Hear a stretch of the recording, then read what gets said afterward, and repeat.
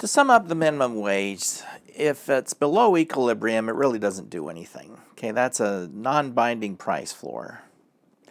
If it's above equilibrium in the short run, because demand and supply are less elastic, the effects may not be very large immediately.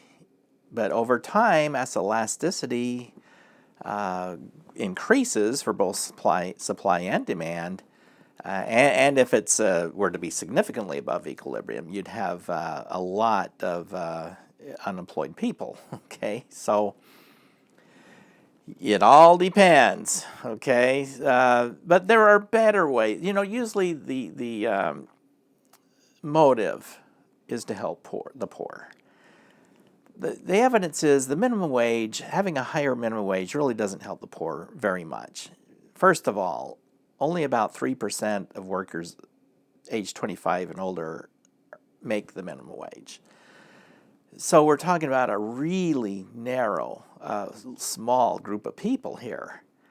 A much better way to do this is called the Earned Income Tax Credit. That way, based on your income taxes, if you make a certain amount, you'll get an income tax credit, and that will apply to anybody with low income, not just minimum wage, those who make minimum wage. So, which is disproportionately teenagers, by the way, and from middle income households. So, I mean, a lot of this is going to the wrong people. If the motive is truly to help the poor, a lot of that just isn't getting to the poor. So a much better policy, as far as economic good policy, is earned income tax credit. Politically, that may not be as flashy and as front and center as the minimum wage. There's a lot of political benefits to the minimum wage because it generates a lot of headlines, and on the surface it appears to be doing a lot. But again, there are enough politicians out there who understand that a minimum wage that's too high is going to cause a bit more problems than it's going to fix. So basically, you're redistributing income from those who lose their jobs to those who now have a higher wage, and that's not very good economic policy. Although it may be good politics. As we will see when we talk about tax incidents, the MIT professor will talk about refers to the economic illiteracy of the American people, and more about that later. So few issues are as politicized as the minimum wage. It generates a lot of emotion, but a lot of it's just sand in the air. Looking like you're doing something when you're really not doing all that much. So, next issue is another price control that goes on the other end. Okay, the minimum wage is a price floor. Now we're going to talk about a price ceiling. So here's supply, here's demand, here's the equilibrium price, equilibrium quantity. Okay, this time you don't like this price because it's too high. Okay, it's too high. We don't like the price that high. We lobby Congress and say, lower that price. So they say, okay, we will lower it for you, and we'll make that the legal maximum. Again, this is called a price ceiling. So, what happens with a price ceiling? Well, here we have at the price ceiling there, we've got this. This will be the quantity supplied. Since firms cannot charge this price up here, they have to charge this price here. quantity supplied is going to fall back to here. On the other hand, quantity demanded is going to go out to there. And what do we call this situation when quantity demanded exceeds quantity supplied? There's a word for that. Okay, it's called a shortage. You've created a shortage. And there's going to be people, again, there's winners and losers, okay? The winners is this group right here. See, this group right here used to pay this price here. Now they're paying this price here. The losers are well, let me put in some numbers.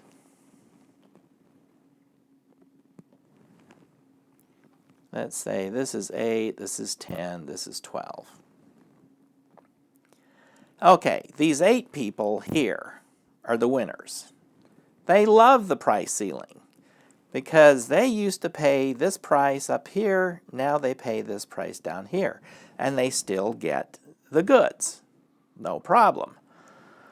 But only 8 people are getting the goods now. There used to be 10 who were getting the goods. Now, 2 fewer aren't getting anything. So 2 people aren't getting this. They're I'm going to break up the losers into two groups. These are the super losers. Okay, they don't get anything now because of the shortage. Now, because of the lower price, 2 more people entered into the market. Okay. Well, they weren't interested before. I mean, obviously they can live without this thing because they weren't buying it at this price here. They're only interested at this price down here. Okay, well, they're not getting it either, but they didn't really have it before anyway. So there you have it for a price ceiling. Now, if the price ceiling is up here, well, that it's not there, it's non-binding, right? It's binding only if it prevents the market from reaching equilibrium. If the maximum price you can charge is up here above equilibrium, see, here's equilibrium, this price ceiling here doesn't prevent the market from reaching equilibrium. See, this is a maximum price. Well, the equilibrium price is below that maximum price. So, I mean, that doesn't do anything, okay? So a binding price ceiling will be below equilibrium, be down here, and the result is a shortage. Now, one of the more well-known price ceilings is rent control.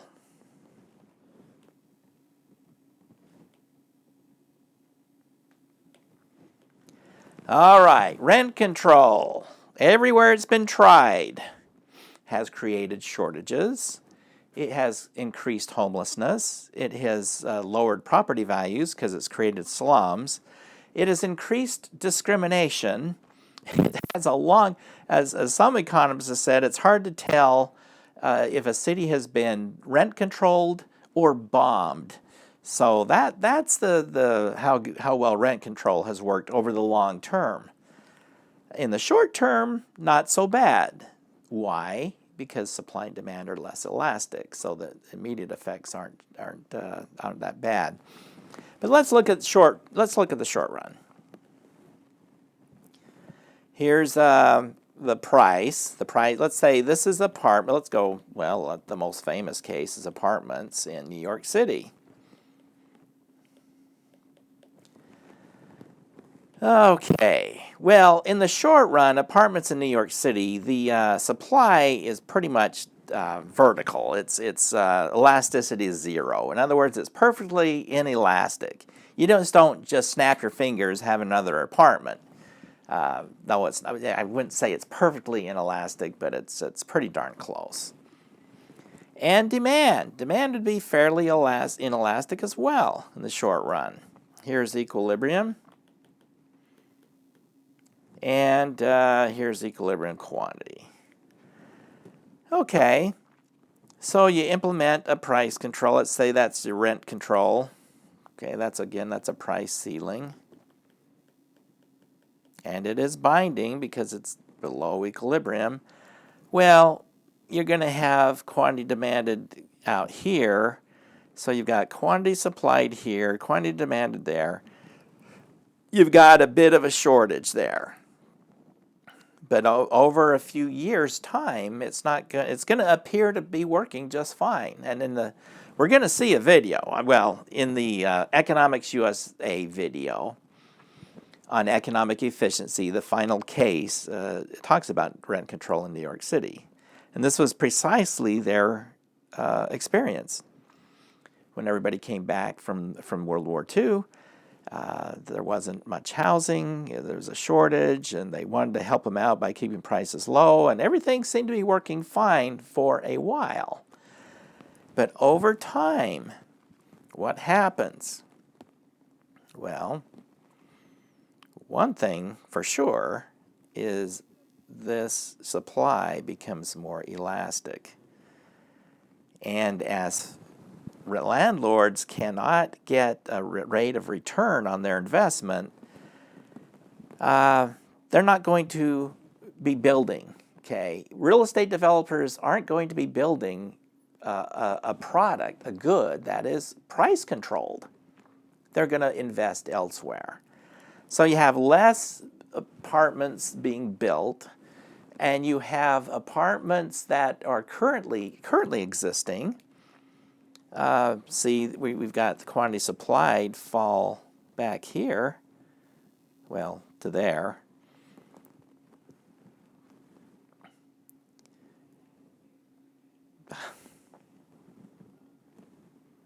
Well, there's back to here. They're converted into condominiums. Okay, condominiums, not rent controlled. So a landlord, they were doing that. So the quantity of supply is starting to dry up, and nothing new being built, and demand getting perhaps more elastic, and you've got a serious shortage. So what happens with the shortage? A lot of interesting things happen. Let me draw another graph. Over the long term, it's going to look, more like this. And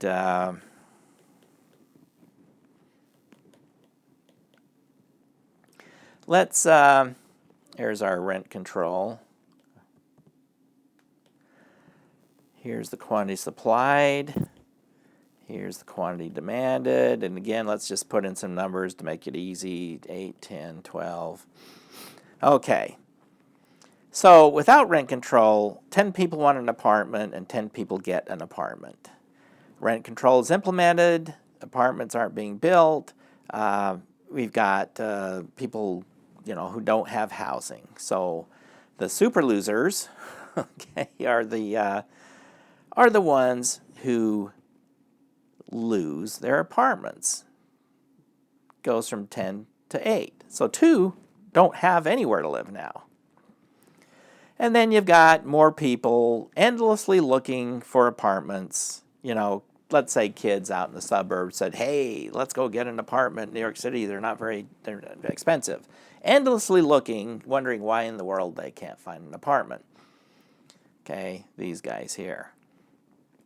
So what would happen? It's really interesting the way this thing would work. First of all, landlords start, because their prices are controlled, they start to let repairs go.